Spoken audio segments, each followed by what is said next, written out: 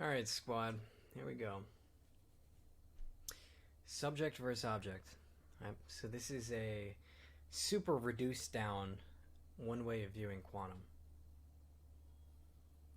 Who would you say were your main sources about this topic? Oh gosh, it's hard to say. I've read so many different things in quantum and so many different things in philosophy. It's just at this point it's just a complete like hodgepodge. Um, I'm a walking library synthesis. Right? But but there is, to introduce this, there is a thing in philosophy. So we're going to start with a philosophical perspective. There's this thing called subject versus object. We'll say it's a concept or an idea. This whole idea of subject versus object. Right? So we're going to talk about subject versus object because it's gonna help us in understanding like like idealism and quantum. It's essentially like a good watered down entry point to the world of quantum and idealism. So and the reason why this is such a good one to start with is because it's a good kickoff to the paradigm shift. Because you have to think in a way different way for idealism and quantum. So there's three big things, three big areas of study. Or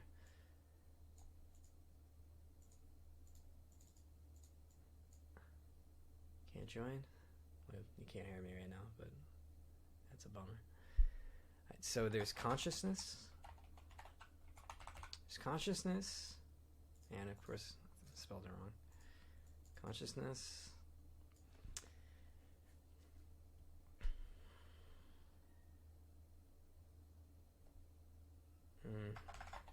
Quantum mechanics.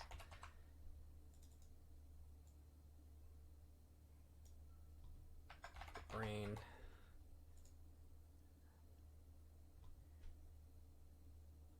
These three topics are very, very, very difficult to grasp, and they're pushing the edge of reality, essentially.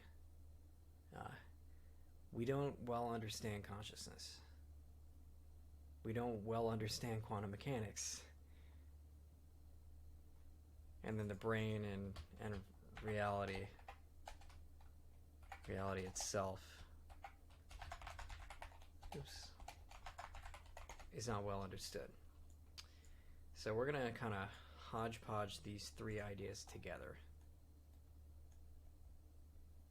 And we're going to do it by understanding what I mean by subject versus object. Right. So what is an object? Let me ask you guys, what is an object?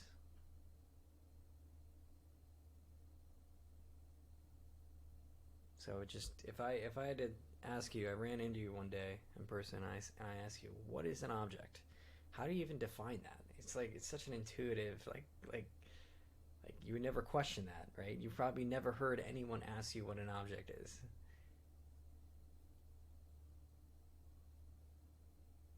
Okay, getting a lot of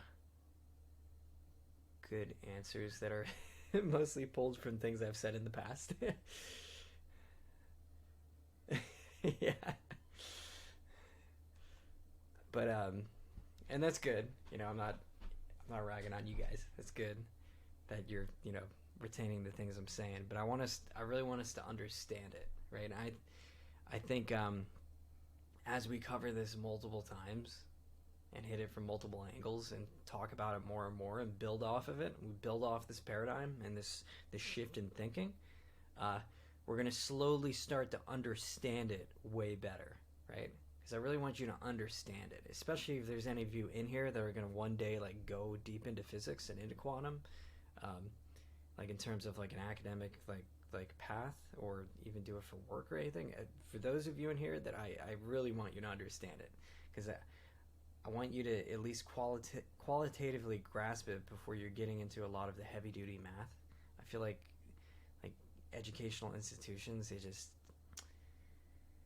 they're more focused on just like the mathematics and utility of it, and they don't care as much about the students truly understanding and really changing the way they view the world, and like changing the way they think, and the complexity of the mind. So yeah, like pre-learning. Right? But again, I'm not going to go deep into the mathematics here, though, right? Like I'm not going to sit here and just solve formulas with you guys, derive equations. All right, so we're going to look at this as qualitatively. So I'm going to say that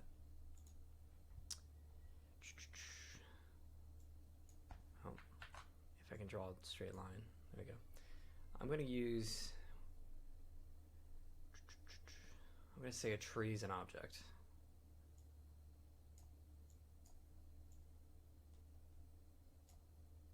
Right. If I went outside and Wi-Fi is cooking.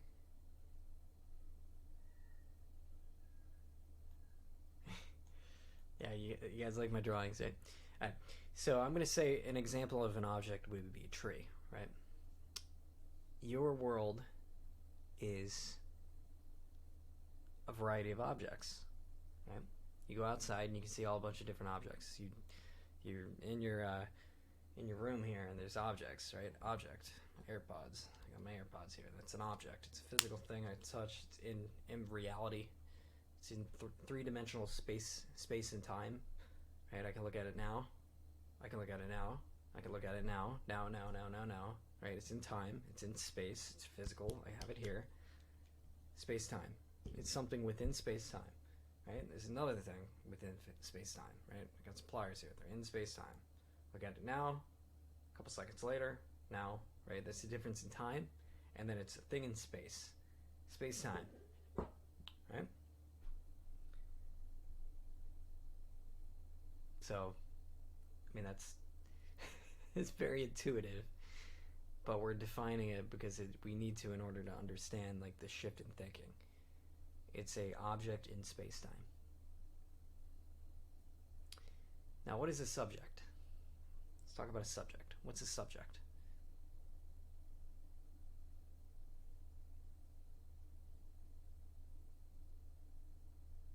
The observer. I would say the observer is actually an object. Like me right here. This is an object. You're looking. I'm an object. A very handsome object.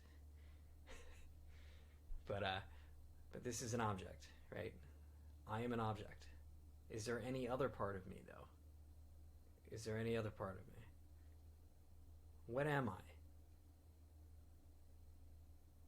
My mind? So what am I truly? How do I know I'm a mind? What am I doing that makes me realize that I'm a mind? One second. Checking my pings here, guys. Nobody should be ping me this late on Friday, but I'm just checking. Consciousness. But how do I know that I'm conscious? Yeah, I'm looking at myself, by thinking, right? I'm thinking. I know, the one thing I know is I'm thinking. I'm aware, right? I think, right? So because I think, then I can conclude what? Yeah, that I am, that I'm me. I'm something. I'm an aware, conscious being. I think, therefore I am. I think, I'm thinking, therefore I am. So because there exists a subject, me as a subject, a thinking subject, therefore I am an object. I think, therefore I am. I am a subject, therefore I am. So let's think about that tree. Like, let's say I'm not outside right now, so I'm just going to think about a tree, right? When I think about a tree in my mind, what does that really look like?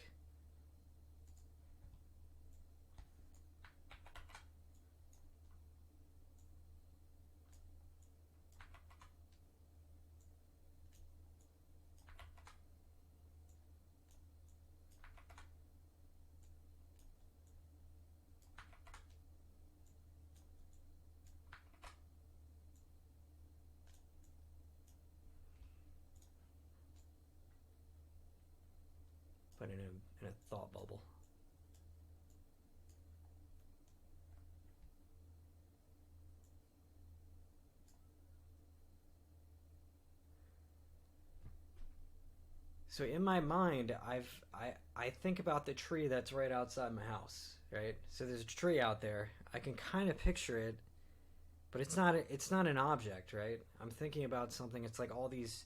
What is it, guys?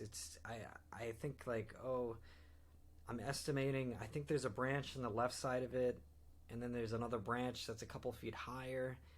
I think it's mostly. I'm trying to picture if the leaves have fallen off right now. I'm not even sure about that. I can't remember if the leaves are back. Yeah, I can't even remember. No, they're not back yet because it's not far enough into spring, right? It's just a thought, right? So what is really a thought, guys? In my head, what I'm doing right now, I've got these thoughts. They're what?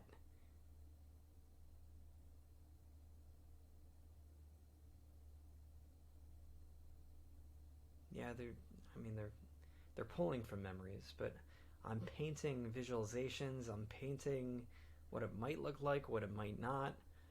What's something that might be? It's a subject, yeah, it's subjective. It's a subject. It is a possibility or probability. It's a probability or a possibility. So what's going on here is you have all these waves.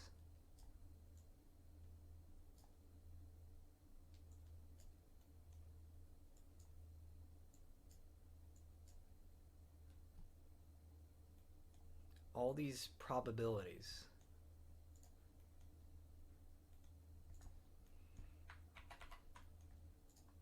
These sorry, gosh, I'm struggling to say this. Probabilistic. There we go. All these probabilistic. I don't even think that's a word. Is it a word? Probabilistic?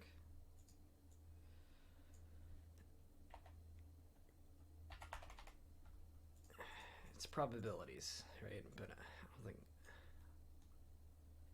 Probability.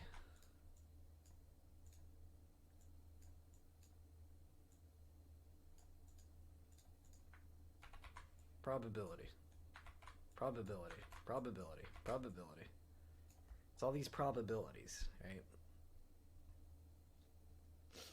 Dare leak your lecture?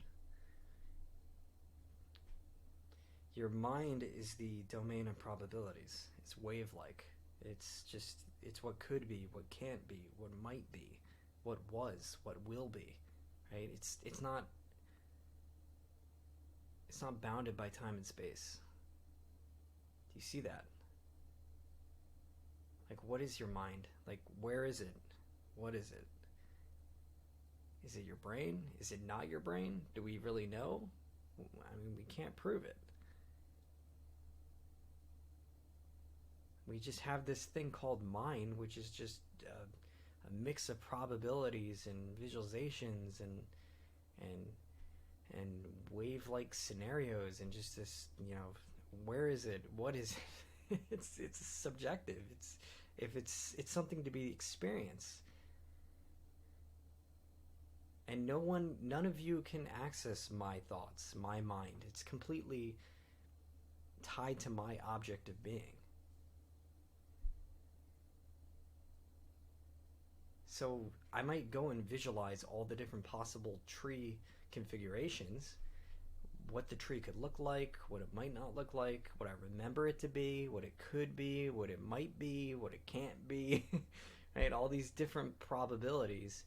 But if I go outside and I look at it and use my senses, I can see right in front of me there's an object, right? Do you see what I'm getting at here, guys? There's this realm of probabilities, of waves, and what they do is it converges into one object.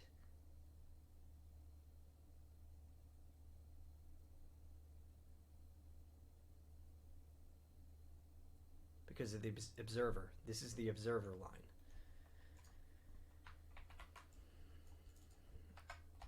Observer. So the observer line.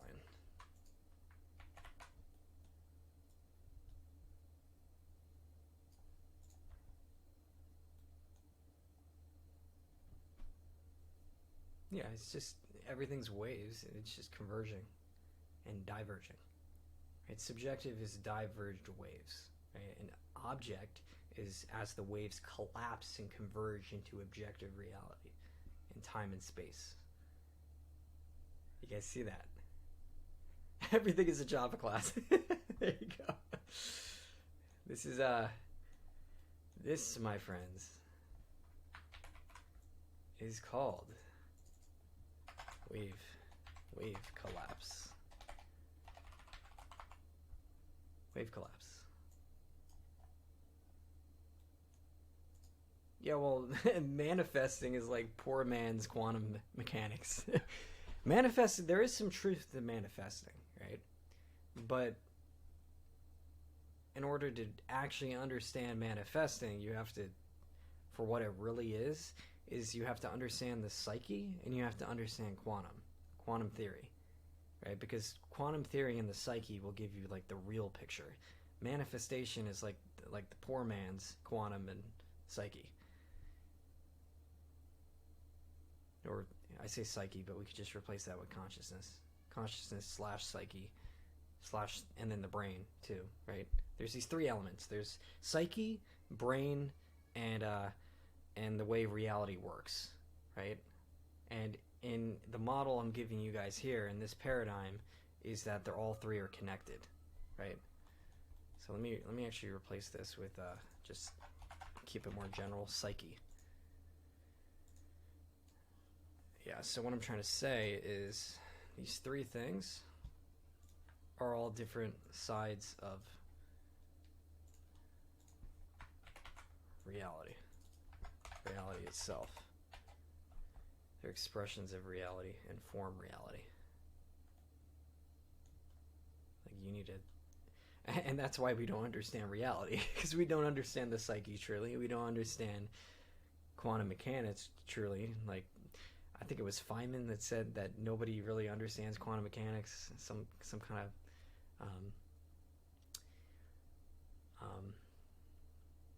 some kind of quote like that. Sorry, you guys distracted me with your chat there. Yeah, so I mean that's what I'm talking about. That's what this is. That this is called idealism. And you guys might have noticed by now. Yeah, exactly. That's the problem, right? Yep.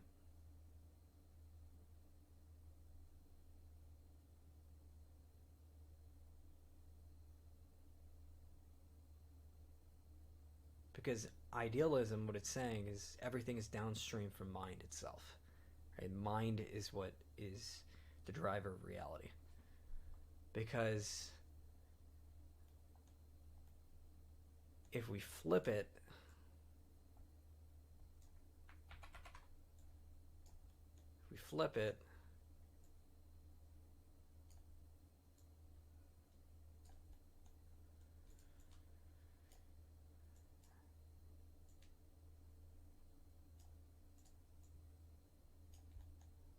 well, I mean, a tree isn't thinking,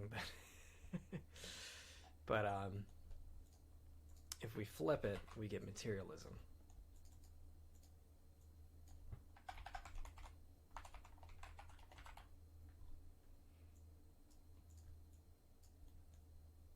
The tree just is an object. I mean, it's bad in this example. So let me replace this. Let me replace. If I'm gonna go off materialism, what this really needs to be is it needs to be person and their brain gives rise to thoughts. Right? It's in materialism. Person is born, they grow, and then their thoughts that come out of the matter give rise to consciousness. Consciousness is a byproduct of object in materialism. Object to subject. In idealism, it's subject to object. Do you guys see that? It's a paradigm shift, right? There's two different paradigm shifts. This paradigm of idealism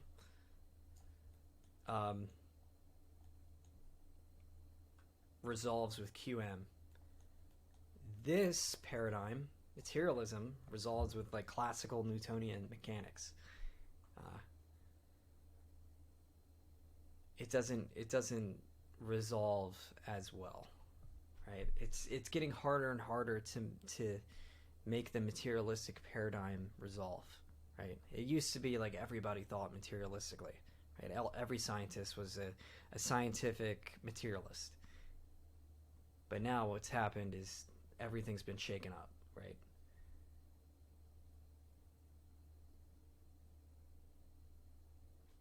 Everything has been shaken up. And what we're seeing is a return of idealism. There's the resurgence of idealism, right? Because we had a guy named, you guys know, who knows who popularized the concept of idealism? Anybody know?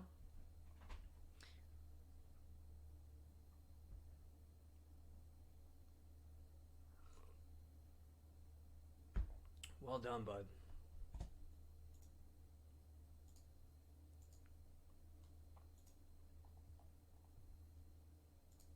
You're a student now. Plato.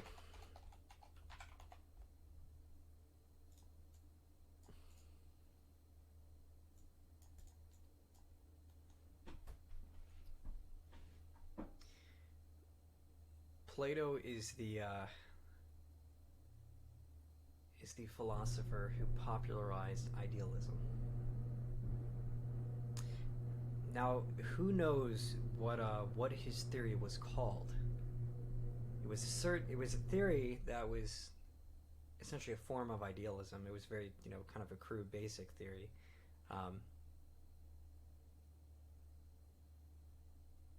Could you guys hear that? It was the garage. Yeah, my wife opened the garage. She might have been texting me. Let me see. I don't even know where she's going. Ask her where she's going.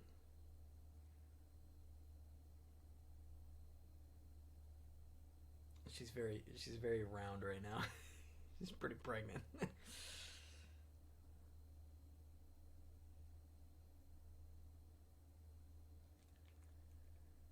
Yeah, Platonic idealism, but he came up specifically with the theory of forms, right? So that's what this really is, right? This whole, I mean, he didn't really know what to call it. Like, I don't think that the actual phrase subject versus object came about until about Descartes. I think Descartes popularized this. Actually, let me look that up. See, at this point, I'm just a hodgepodge of so much science and philosophy. I'm trying to remember like who said what. Because all this is off the top of my head, guys.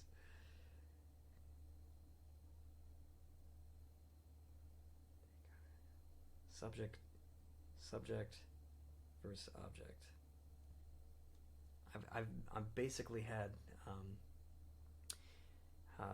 philosophy and physics like burnt into my brain. Subject versus object philosophy.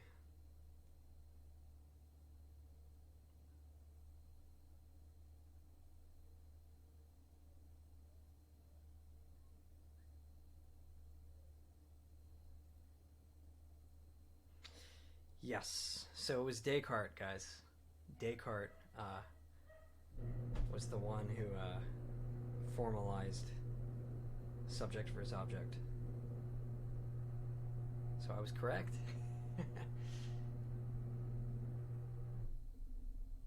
So let me go over it again, KP5.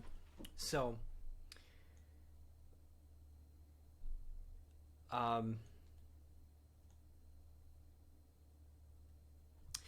let's think back to the Big Bang, right? Way back to the Big Bang. My question for you is, did mind exist at the point of the Big Bang?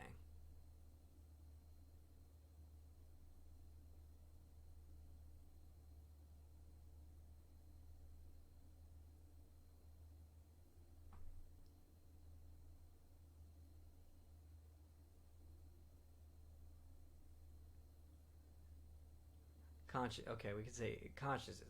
Did consciousness exist to the point of the Big Bang? In a materialistic paradigm, it does not, right? And what happens is evolution has to, go through the process to the point where it evolves to the point where we're self-organizing systems, creatures that, self-replicate, reproduce, they have metabolism. Well, I mean, that might not be the exact definition, but self-organizing systems, these systems that can replicate, like, via biology,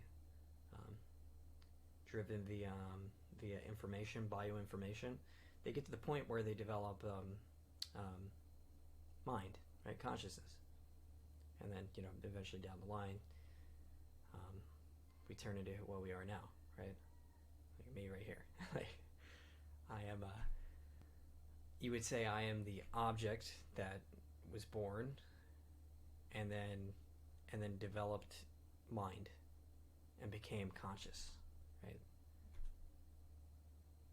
That's the materialism paradigm. In this paradigm,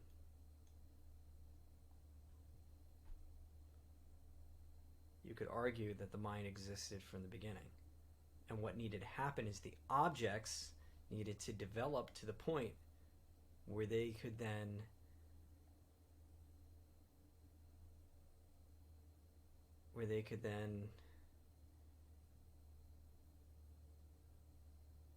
leverage mind.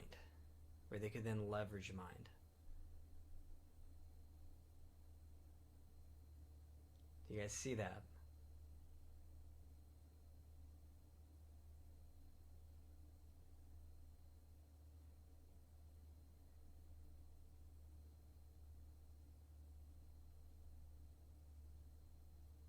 Is it? Why is it an odd idea?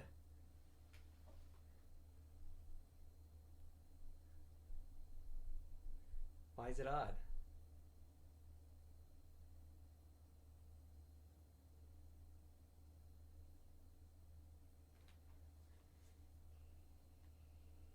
Does it?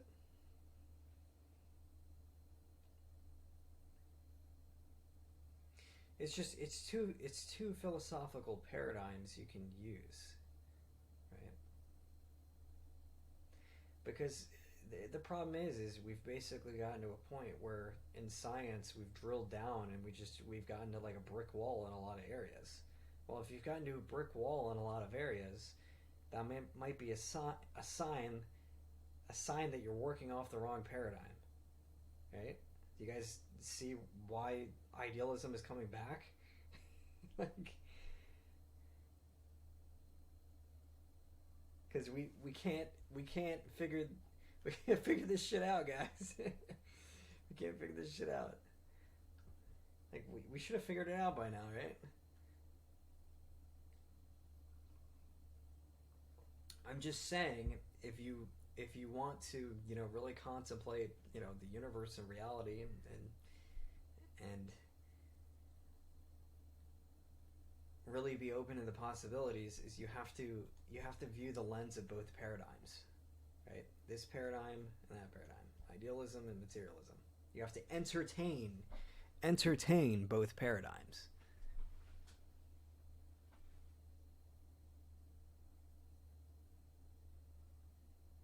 Yes. So I am more of an idealist. As I've gotten older, I've become more of an idealist. Right?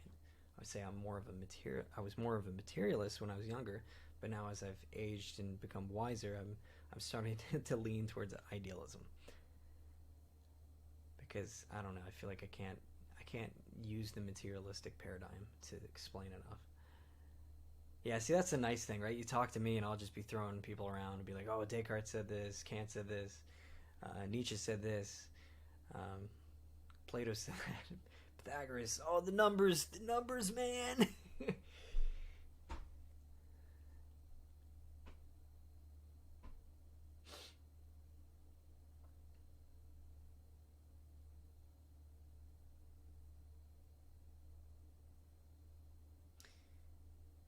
Well, we don't know. We got to figure it out. But I personally think the better working model is idealism.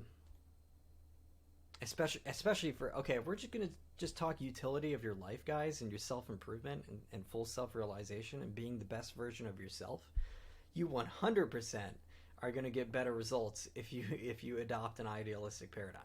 100 and 1,000%.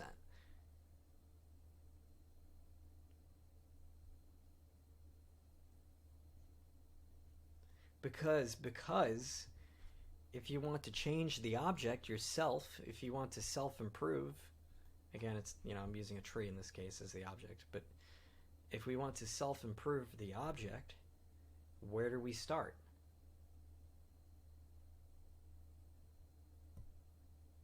Yeah, we always start with the mind. Should I be thinking in a way of like, oh, let me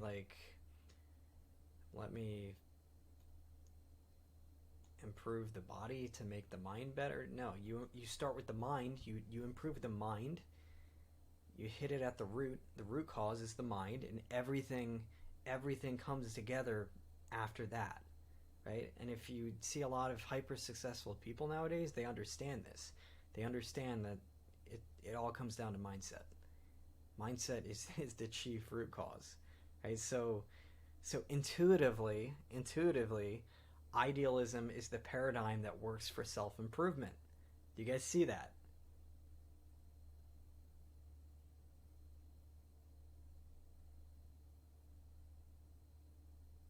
Like you're already behaving like an idealist.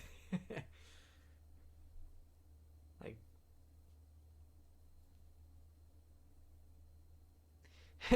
what is the materialistic paradigm work for? Nihilism. Meaninglessness and nihilism.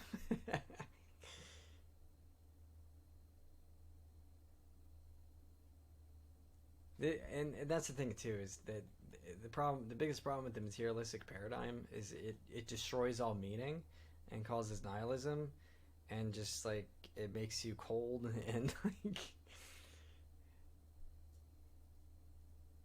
it's good if you want to be nihilistic and indulgent.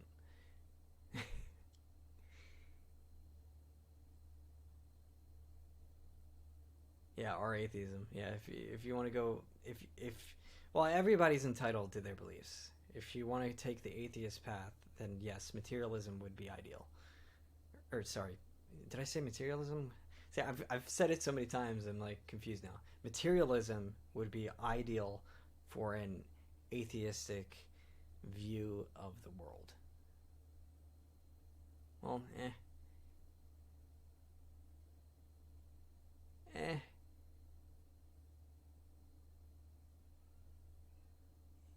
yeah, yeah. I don't. Yeah, that statement's a little. What I will say is, if you're atheistic, odds are that heavily that you are also a follower of materialism, right? Because modern scientific culture has really pushed everything towards materialism.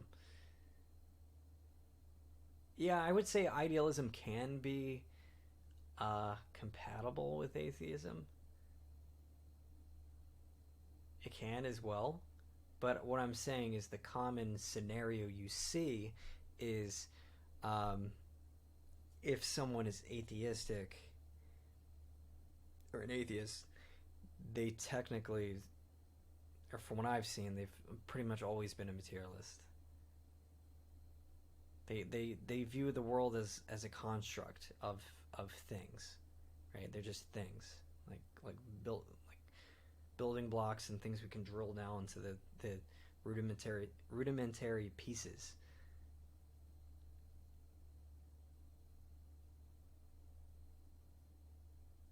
Yeah, because you can't, like, if you're an atheist, that doesn't necessarily mean you think the world is meaningless, right? There's like meaning integrates with atheism, and idealism could still integrate with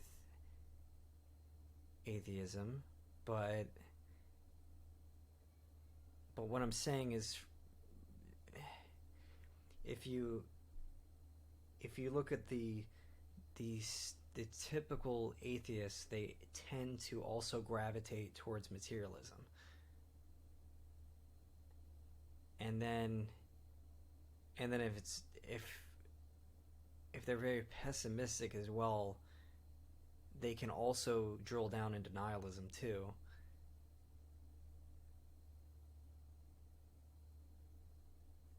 Yeah, because that's true, Sage, as well. Because in a materialistic paradigm, still you can you can view your life as being a byproduct of random chance and extremely rare and unique in the universe, right? So honestly, you could even make the argument that materialism could you could be even more unique and rare via the materialistic paradigm, right? You see what I'm saying? Just because you're purely chance, it's very chance here.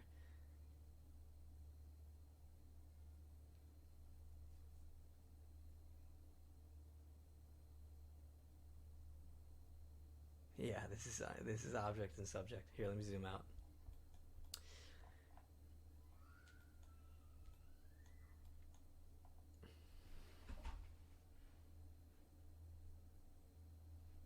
I've been recording now. It's good.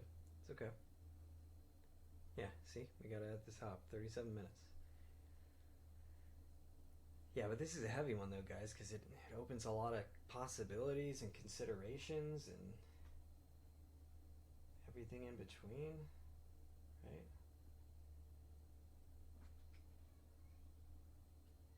One second, guys.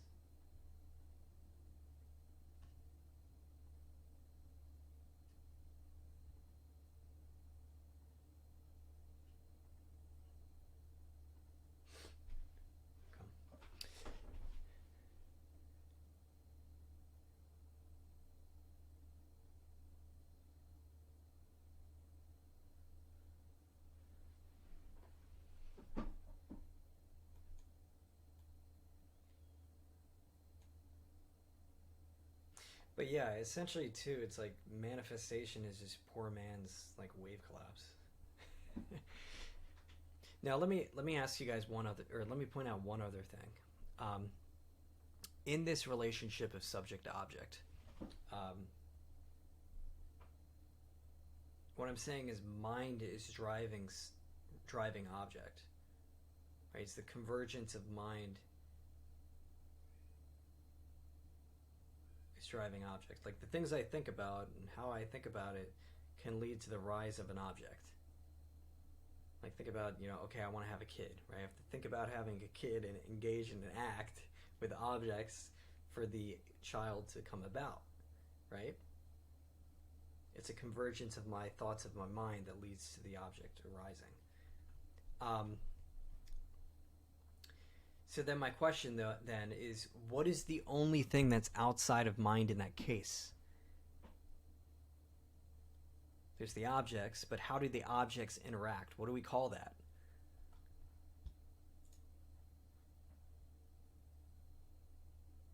Because we got the subject to object relationship, but what about object to object? Yeah, that's going to be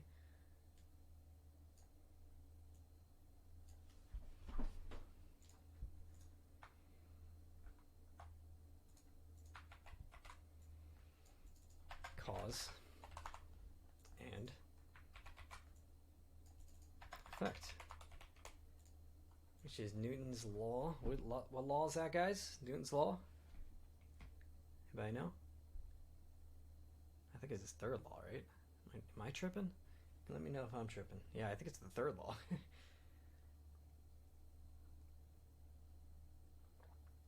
Yeah.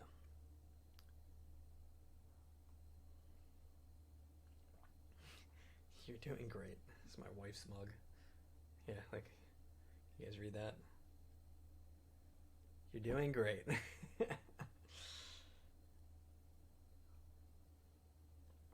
Yeah, so cause and effect.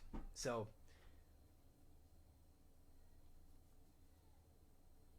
and then the object in motion will stay in motion unless acted on by an outside force. So we've got this idea that objects do their thing, right? They're, the force acted upon them, they do their thing unless another counter force, whether it be other object that's been acted on by mind, or you acting on it in a mind. So essentially, you've got cause and effect, nature running, and then mind is interfering and interfacing with the cause and effect cycle. It's just mind to the cause and effect cycle. You guys see that? What I'm getting at here. You got things running automatically in the universe, cause and effect, and then mind pops up and then interferes. It's a snake. Around and around and around. And the mind comes and causes some havoc. The mind comes about and is introduced to the snake.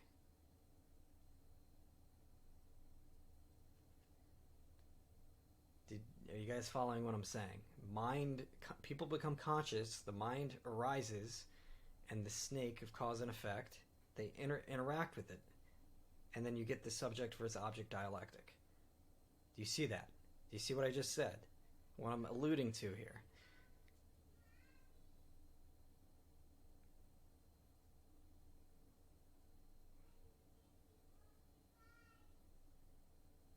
Does this sound familiar to anything? Anyone? Yeah, it's the Ouroboros, right? The snake of cause and effect, natural law that's just automatically, that just came out of the Big Bang for however many, a very long amount of time. And it's just running forever, cause and effect. And then something pops up. What is that something?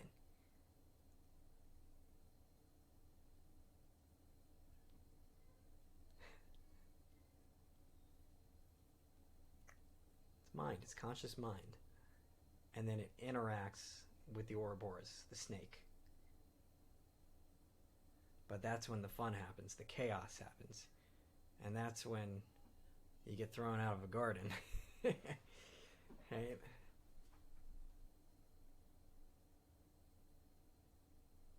Yeah. Chaos in order for eternity. It's a snake. No, chaos was already there. Chaos and order was already there. We just became conscious of the snake, the flow of chaos and order. And then we started to play with the snake and you know, and try to rule the snake and gain knowledge and power over the snake.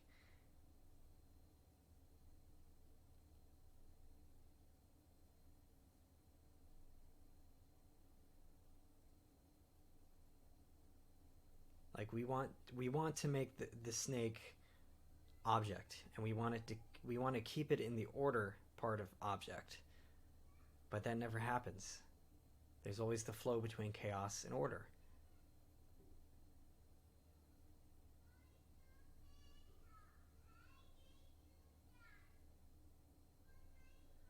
Yeah, the ego raised up and then started to interface with chaos and order. Because without the ego, it's just the snakes running, right? It's like the bare metal loop of an embedded program. Would you have any embedded programmers in here? It's a bare metal loop, and then you start to add functionality to the bare metal loop, or started to like interface with the bare metal loop. I don't know what Max is freaking out over there. I don't know what he's saying. We use our subject to attempt to interact with the chaos and order cycle. Yeah. He's freaking out. You guys can probably hear him. But guys, do you guys not see what I'm referencing though? Like, is there any stories you have in mind of what? I'm doing a lecture right now, bud. Oh, thank you. You want to say hi? Say hi to the camera. Say hi. Say hi. Right there, right here, right here. Say hi. Say hi. Who's the best? Daddy. Daddy's the best. Little animal. Thank you, bud. Close the door for me, alright?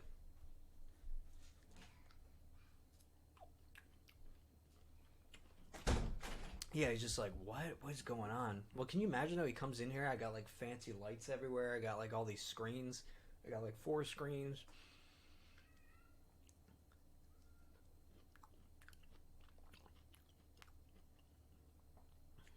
Dad's a pimp. I don't know if pimp is the right word to use here, bud, but we can go with that one too.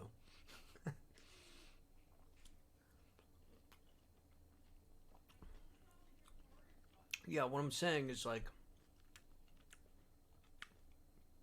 I'm not saying like you literally interpret the story of Adam and Eve here, but do you see the metaphoric value that the story has?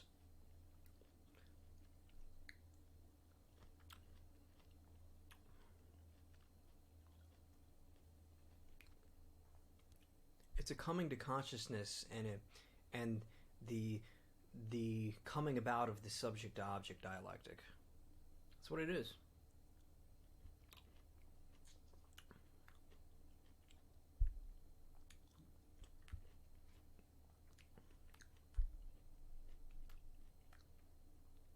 Uh, the attempt to press non-duality upon duality, right?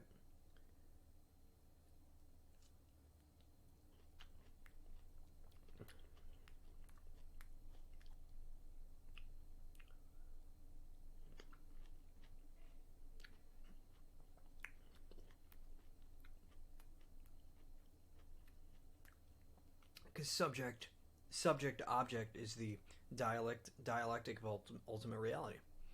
You guys see that? Without subject object, there is no reality. You're just cause and effect. You're just natural law at that point. That makes sense? Yeah, it just is. It just runs. It's just the snake. It's just the spin of the wheel.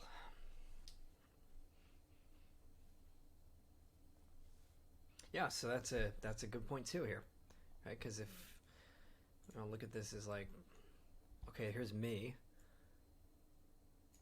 Oh, that's a bad brain.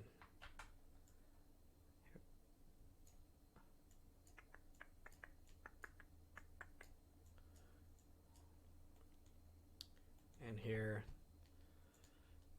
oh, it's me. Here's me and you. What is the boundary between us, our minds? What is the boundary between our minds? Those are the brains there, but I want you to think more of these as minds or subject.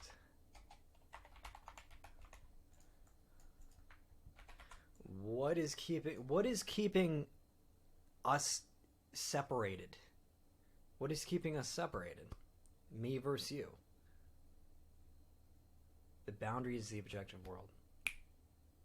Bingo. The object is the boundary. It's what gives rise to localization of consciousness. It's the boundary of the object. Do we see that?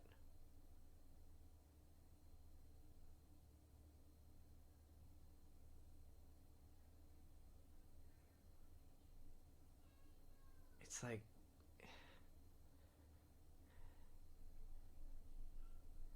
it just really makes sense. Think about it that way, but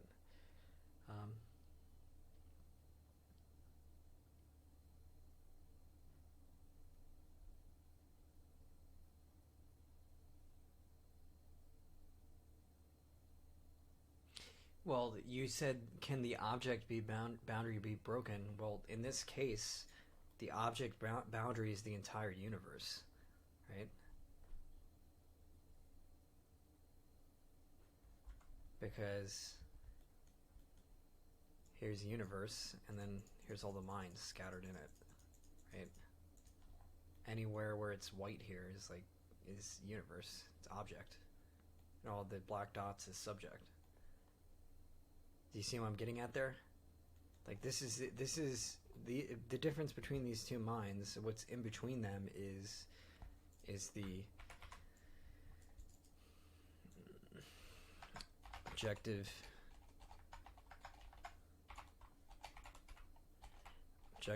universe, right?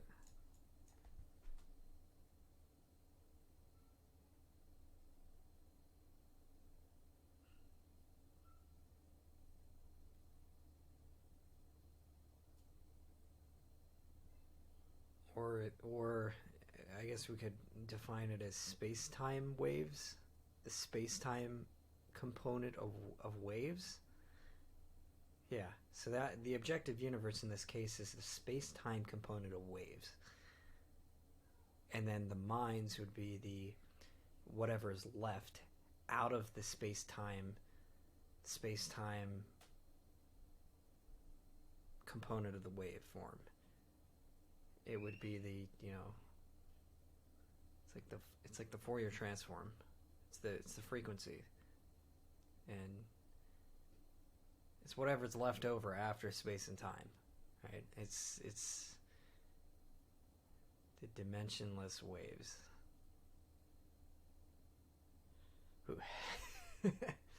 It's a brain bender. Hey, are you guys following me, or am I just I've lost you guys?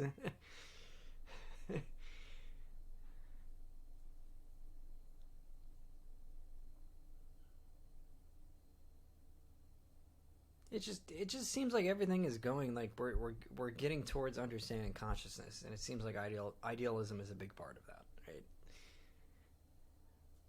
That's what it seems like to me, guys. So if you spend a lot of time thinking about it, like you might get there too. Yeah, I mean it's really simple. It's kind of elegant too, right? But does anyone know what a Fourier transform is? Anybody? Who can tell me what a Fourier transform is?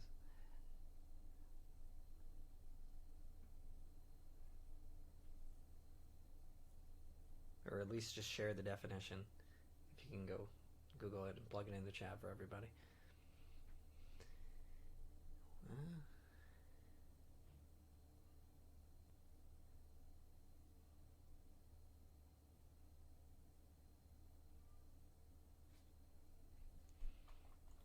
So this would be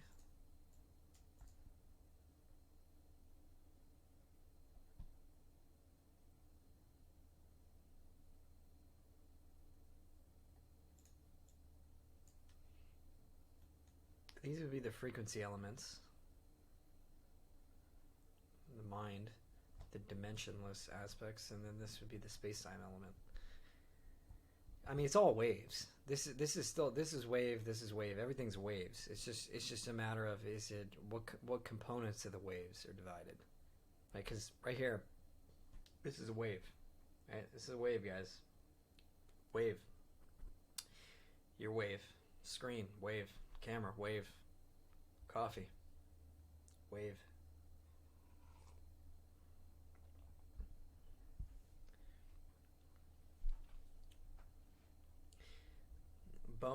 It was Bohm that said,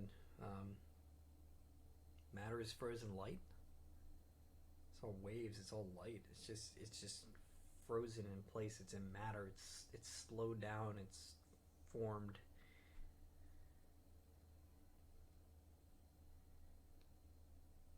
Yeah, everything's waves. Because if you want the secrets of the universe, if you want to understand the secrets in the universe, you need to be thinking in terms of energy, frequency, and vibration. And this is why. Yeah, it's wave-particle duality. Because I can look at the objective universe as a particle. It is a particle, but it also is a wave.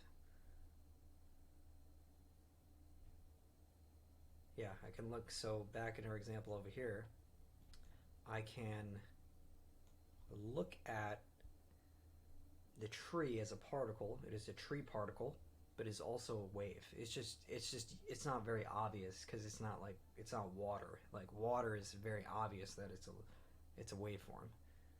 You might look at my heart, and you might think that's a particle, but the heart is very obviously a waveform. It's pumping. It has wave-like properties, and if you drill down to everything, everything's wave-like, right? I think we can break that down. I think that's a good take. Yeah, but we might talk about that more later down the line. Leave that one for today. Nice face cam, my boy. Thanks. See, I'm more charming when I'm on camera. When you talk to me on text, I just come off like I'm like, way too serious. I'm like way more charming when I'm in person or on video. I feel like I come off too serious in text. You guys let me know.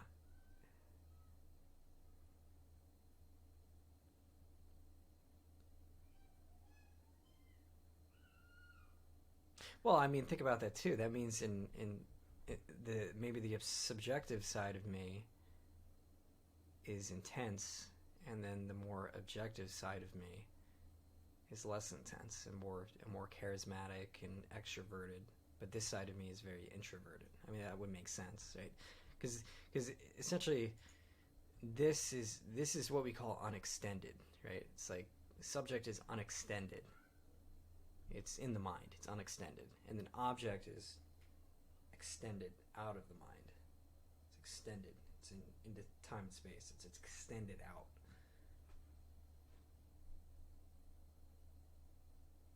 So the more in my mind I am, which is if I'm in text, it's going to be the more, serious side of me.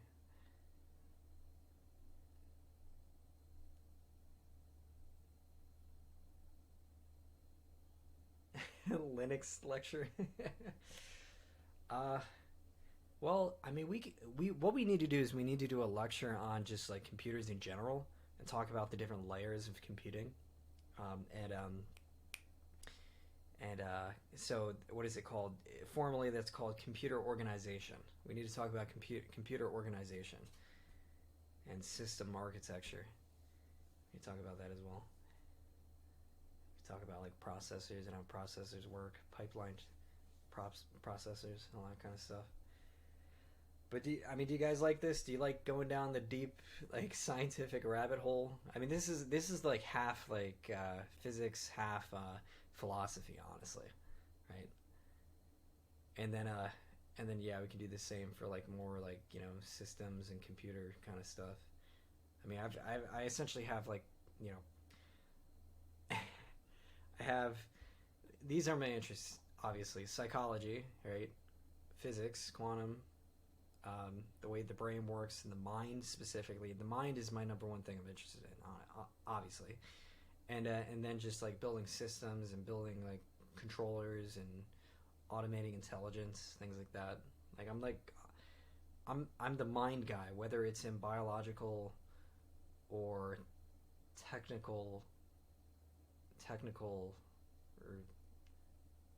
or no, I would say I'm the mind guy, whether or not it's in subject or object, right? That's who I am, right? That's the way you think about it. I'm the mind guy in terms of I like looking at mind in terms of subject and like people's minds, but I also I like to program mind into object, because that's what essentially what like software engineering and computer engineering is, and then it kind of all comes together with quantum. And then the psyche's on this, right? So you could see like this is what I'm interested in. The reason why I like idealism so much is because it hits all the things I'm interested in, right? Yeah. It's just I like all the different ways of expressing the mind, right? quantum computing. Yeah, we can learn about qubits and how that works. Yep. Yep. Do a big lecture all about entanglement, and then oh gosh, get ready for I don't even know, holofractal. Yeah, wait until I get into holofractal. Whew. And then we can talk about simulation theory. Talk about different levels of reality. Yeah.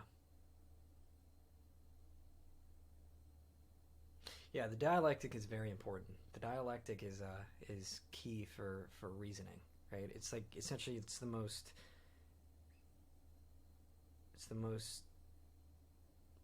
fundamental to the way things develop, right? Whether they be ideas or just the world itself, right? It's all a dialectical process, right? Because you've got a dialectic of cause and effect running the objects of the world, and then you've got the dialectic of subject to object, right?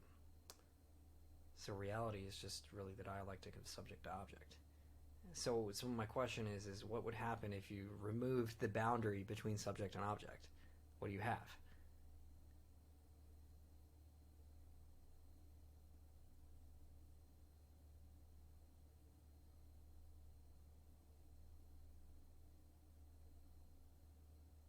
Yeah, that's one way to look at it. Yeah, if we're talking about in the context of a person, you know.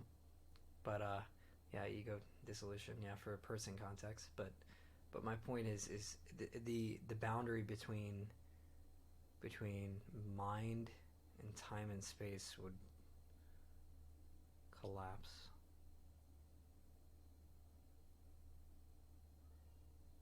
Yeah, it'd just be one big singularity, right? Yeah, it'd be a big singularity. Yeah. So what is that? Like just a big black hole? The universe would just be eaten by a big black hole, right? Singularity. Yeah. Because it all just goes off to infinite or undefined, right? That's essentially what it is. To simplify it or reduce down, that's what a singularity is, right? Yeah. Um, so then, is this a singularity? Is subject just a singularity? Is subject a singularity driving object? And then if you delete the boundary between subject and object, the singularity just eats everything. That's what it seems like. I mean, maybe the mental is a singularity because I said it was unextended. I said it was unextended. So it's like a point, a singularity point.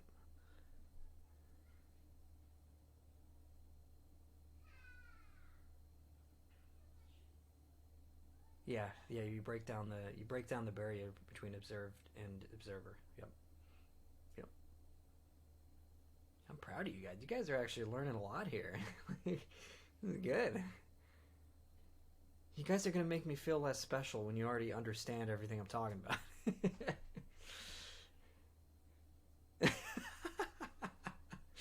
Yeah, that's good. You're going into the chaos. That's how you grow.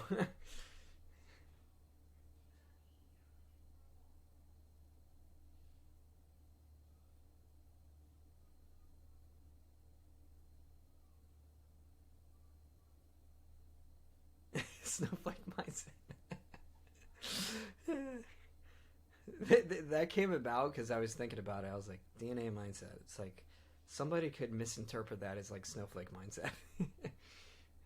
Because it's DNA. The thing about DNA is it's not special just because it's unique. It's not it. That's not all it is, right? It's not just because like everyone's DNA is uniquely expressed. It's because it's also potential, right? It's potential. So it's unique and potential, right?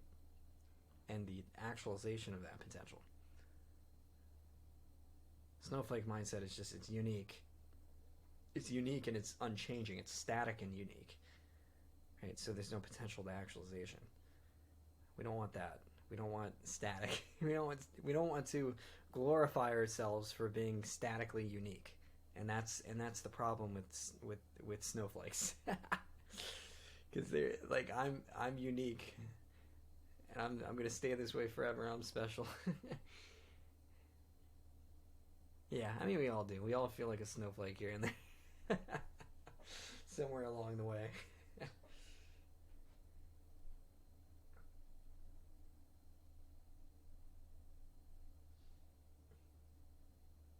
Some practical steps. Oh, we'll leave that one for another day. Castle. We're already past an hour here. I'm trying to think if there's anything else I wanted to cover here. This has been really good though. This might be just, what I plug in the course. And then I'll build on this.